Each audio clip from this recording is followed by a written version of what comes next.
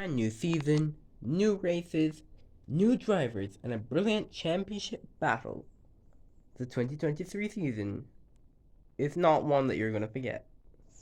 It basically being a repeat of 2022, Mario vs. David for the second time. And after all that, we went blazing in Vaucluse. New season of R1, lights out for the Vaucluse Grand Prix, lights out, and away we go. And after it all, it was Mario who won the first race of the season. Jones right now.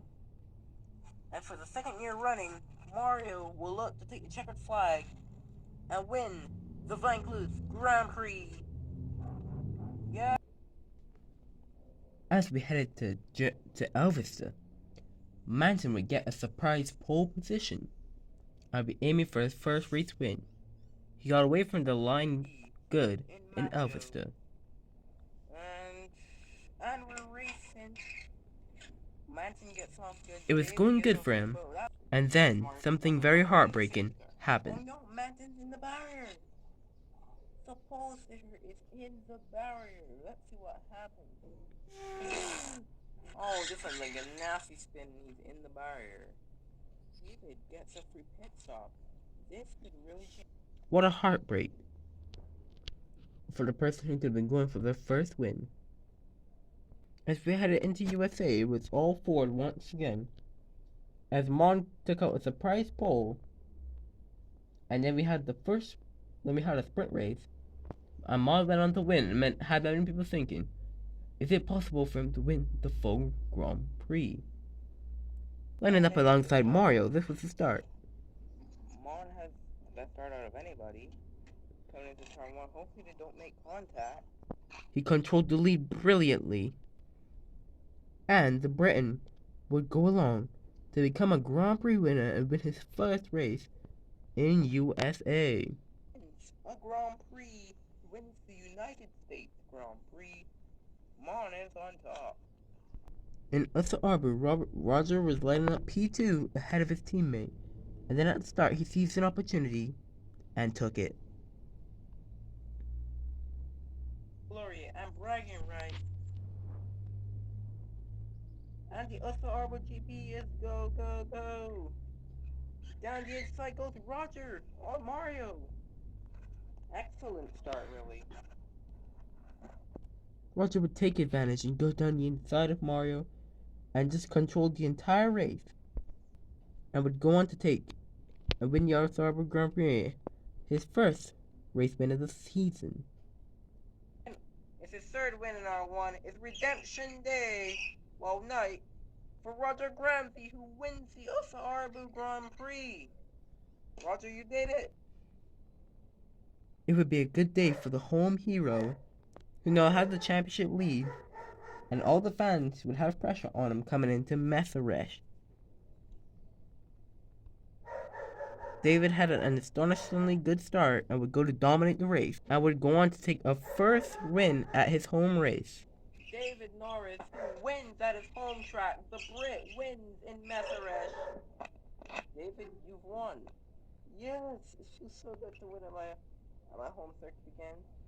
It was super good. Title rival has a bad day.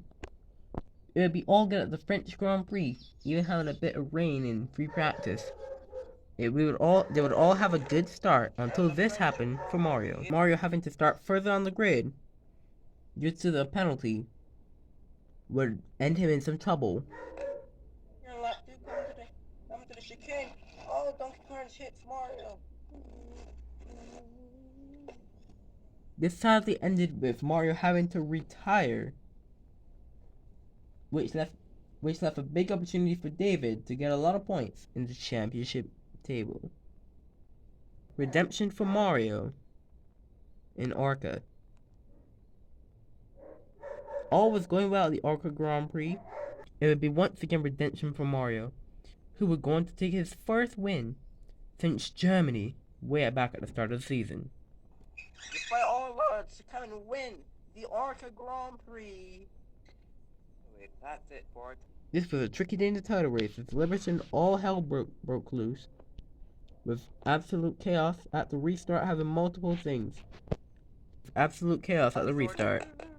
Orin is bumped from the back and Logan is spun around. And George goes off into the gravel.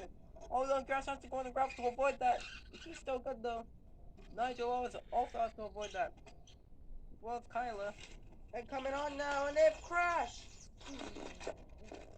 Oh. Which also became the first race to end under a safety car in R1. It would be Arsene Sarsen's day in Brazil, as Mario would be further along, so it would have David to score a lot of points, and Arsene Sarsen would set a new record, which would be, they would set a new record to have all 3 cars stand on the podium in a team. A record that now with 2 drivers on the grid, will never be broken, ever. Title rivals clash in Saudi. New street track. Mario has a great start. It would be a really intense race in Saudi Arabia. Like it would be a really intense battle coming in until this happened. Oh, he spins. He almost spins Mario. The championship leader spins. David and Mario would collide for the first time this season, spinning David into the gravel, and David would have to retire.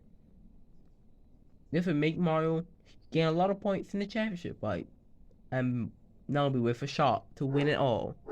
Until it was Big David versus Mario going into the championship finale in Makubaku, where they were in the same situation a year ago. It would be all good going into the race, with one of them at each time set to be the clear leader, until the very few laps. It would be so close in the last sector. Once again, show Mario who's the better boss here tonight. Mario's gonna try one last bet around the final corner. And it comes out to be David. Last year was Mario. This year it's gonna be David. David Norris comes around the final corner to win in Makubaku and win the R1 World Championship in 2023. David Norris, World Champion. David, you are World Champion. Yes! Yes! Oh my god! Congrats, David. It's been an incredible year for you. The job was done and accomplished. 2 years, 2 different world champions. David Norris was crowned a new R1 World Champion. Also, Arsene Sarsen took their 2nd consecutive Constructors title. What a great season we've had, with interesting things up and down the field, a great championship battle, new races, new layouts, new drivers. What a year of R1 it's been. Now we're soon heading into 2023, and we'll see how this one goes. We'll see you in February 15th to 17th, where we're back to square one, 0 points for all, in Vancouver.